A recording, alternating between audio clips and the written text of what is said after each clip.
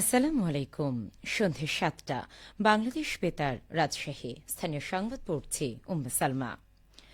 স্বরাষ্ট্র উপদেষ্টা lieutenant general অবসরপ্রাপ্ত মোহাম্মদ জাহাঙ্গীর আলম চৌধুরী ২ দিনের সরকারি সফরে আজ রাজশাহী এসেছেন।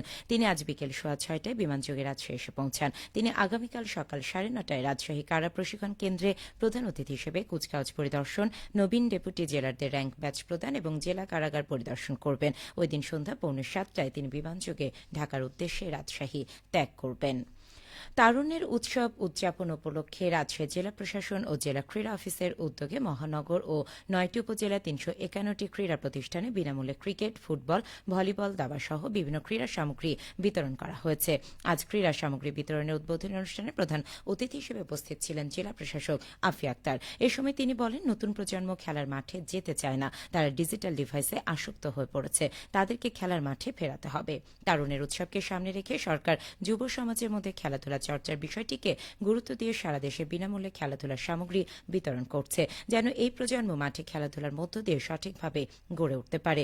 জেলা ক্রীড়া অফিসার মোহাম্মদ জাহাঙ্গীর হোসেনের সঞ্চালনায় ক্রীড়া সামগ্রী বিতরণের উদ্বোধনী অনুষ্ঠানে অতিরিক্ত জেলা প্রশাসক সার্বিক মির্জা ইমামউদ্দিন, যুব উন্নয়ন অধিদপ্তরের উপপরিচালক এটিএম গোলাম মাহবুব, ক্রীড়া পরিদপ্তরের সাবেক উপপরিচালক মোহাম্মদ আখতারুজ্জামান রেজা তালুকদার সহ ক্রীড়া সংগঠকগণ উপস্থিত ছিলেন। বাংলাদেশ সেনাবাহিনীর মানবিক উদ্যোগের অংশ হিসেবে সিরাজগঞ্জের কাজীপুরে বিনামূল্যে চিকিৎসা সেবা প্রদান করা হয়েছে। আজ কাজীপুর সরকারি মনসুর আলী কলেজ মাঠে আয়োজিত এই মেডিকেল ক্যাম্পে ১,৪৯৩ জন রোগীকে বিনামূল্যে চিকিৎসা ও প্রয়োজনীয় ওষুধ সরবরাহ করা হয়। লেফটেন্যান্ট কর্নেল আনোয়ার পারভেজ ভূঁইয়া বলেন, বগুড়া সেনানিবাসের ১১ পদাতিক ডিভিশনের ৪০ ফিল্ড রেজিমেন্ট আর্টিলারি ব্যবস্থাপনায় এ ফ্রি চিকিৎসা ক্যাম্পে ৬ জন বিশেষজ্ঞ চিকিৎসকের সমন্বয়ে মেডিসিন, চক্ষু, গাইনি, শিশু চর্মরোগের ১,৪৯৩ জনকে চিকিৎসা প্রদান সহ প্রায় ৫১ প্রকারের ওষুধ বিনামূল্যে দেওয়া হয়। সিরাজগঞ্জ আর্মি ক্যাম্প অধিনায়ক লেফটেন্যান্ট কর্নেল জুনায়েদ বলেন, সিরাজগঞ্জের প্রত্যেকটি উপজেলাতে এ ধরনের মেডিকেল ক্যাম্পেইন অব্যাহত থাকবে। গত বছর জুলাই মাস থেকে অদ্যাবধি সিরাজগঞ্জে ১১ পদাতিক ডিভিশনের সেনাবাহিনী ক্যাম্প জেলা প্রশাসন এবং আইন প্রয়োগকারী সংস্থার সহায়তায় নিয়োজিত রয়েছে। নওগাঁয় বাংলাদেশের প্রান্তিক পেশাজীবী জনগোষ্ঠীর জীবনমান উন্নয়ন প্রকল্পের দ্বিতীয় পর্যায়ের অবহিতকরণ বিষয়ক সেমিনার অনুষ্ঠিত হয়েছে। আজ বিকেলে জেলা প্রশাসকের সম্মেলন কক্ষে অনুষ্ঠানে সভাপতিত্ব করেন অতিরিক্ত জেলা প্রশাসক এইচ ইরফান উদ্দিন আহমেদ। সেমিনারে বক্তারা কামার, কুমার, নাপিত, জেলে, মুচি, তাঁতি সহ প্রান্তিক পেশাজীবী জনগোষ্ঠীর জীবনমানের উন্নয়নে সরকারি পৃষ্ঠপোষকতা ও সুবিধা প্রদানের উপর গুরুত্ব আরোপ করেন। অনুষ্ঠানে নওগাঁ সমাজসেবা অধিদপ্তরের উপপরিচালক নূর মোহাম্মদ ও অন্যান্যরা এতে অংশ নেন। মশলার দাম বেশি নেয় পাবনা শহরে 4টি প্রতিষ্ঠানকে ২২,০০০ টাকা জরিমানা করেছে জাতীয় ভোক্তা অধিকার সংরক্ষণ অধিদপ্তর।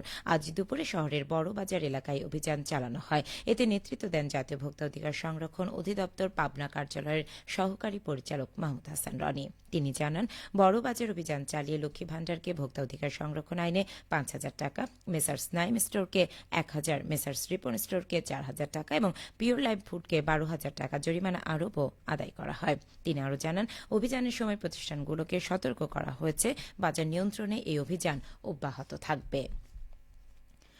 নাটোরে প্রণোদনা কর্মসূচির আওতায় জেলার মোট ৪,৮০০ জন কৃষকের মাঝে পাট, বীজ ও রাসায়নিক সার সহ কৃষি উপকরণ বিতরণ কার্যক্রম সম্পন্ন হয়েছে। সরকার পাট প্রণোদনা খাতে জেলার কৃষকদের জন্য ব্যয় করেছে প্রায় ২১,২৪,০০০ টাকা।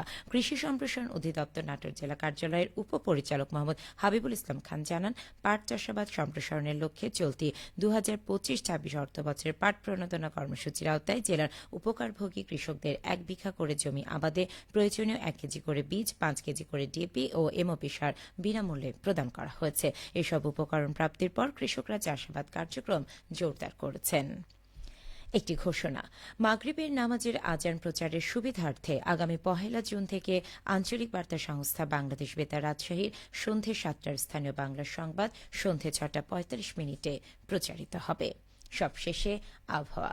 আজ রাজশাহীতে সর্বোচ্চ তাপমাত্রা ছিল ৩০.৪ ডিগ্রি এবং সর্বনিম্ন ২৬ ডিগ্রি সেলসিয়াস। সন্ধে ৬টায় বাতাসে আপেক্ষিক আর্দ্রতার পরিমাণ ছিল ৯৪%।